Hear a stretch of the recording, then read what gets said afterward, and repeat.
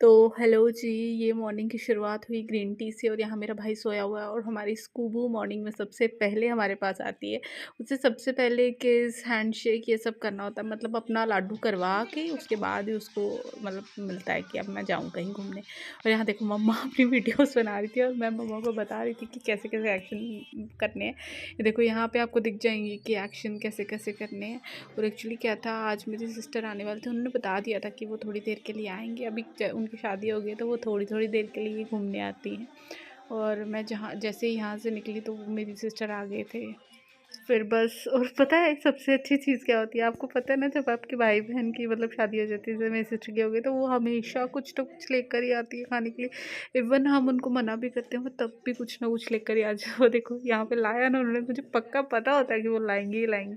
हम उनको ना भी बोलते हैं मत लाना, लेकिन फिर भी वो कुछ ले आती है। तो मम्मा फिर बस वही गले-वले लगना, और जीजू भी मम्मा के पास आ रहे थे हाल-चाल पूछने। तो बस, और इस दौरान मैं बता नहीं सकती क्या हुआ था, बाहर क्या चल रहा था। बाहर हमारी स्कूबू और उनका डुग्गू दोनों ने इतनी फ़ाइट की, ओह गॉड! हम लोग हैरान हो गए थे कि ये क्या हुआ। फिर हमने अपने स्कूबू को बांध दिया था थोड़ी देर के लिए, ताकि थोड़ी शांति रहे। और मेरा भाई यहाँ पे आज बोलता है कि चूल्हे पे खाना बनाता हूँ मैं। मतलब उसका मन था, तो वो भी कभी-कभी हलवाई बन जाता है। तो बस उसका मन था कि बनाता हूँ, पर लेकिन जीजू और लेट हो रहे थे, वो कहते कि हम चले जाते हैं। तो फिर वो निकल गए और बस हम उसको इंस्ट्रक्शंस देते थे। वेल, उसको इंस्ट्रक्शंस की ज़रूरत नहीं पड़ती, वो खुद से सब कुछ कर लेता है। तो बस दीदी को बाय-बाय किया और जीजू को भी बाय किया और वो चले गए।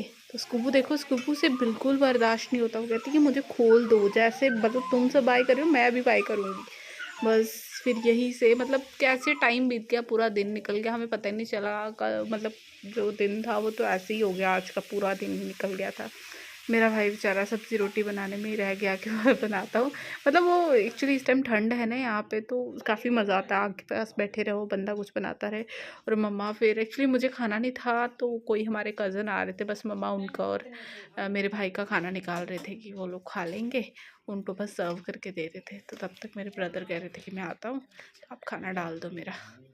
तो बस फिर उनके लिए बना के उन्होंने सर्व किया और यहीं पे दिन हमारा ख़त्म हो गया। तो मैं ब्लॉग को भी यहीं पे मुझे लग रहा है एंड करना पड़ेगा, क्योंकि एक्चुअली मुझे भूख नहीं थी, क्योंकि मैं खा चुकी थी ऑलरेडी। जो जीजू और दीदी ने लाया था हमारे लिए, कुछ फ़ास्ट फूड लाया था, तो मैंने वही सब खाया था। तो चलिए इस व्लॉग को यहीं पे एंड कर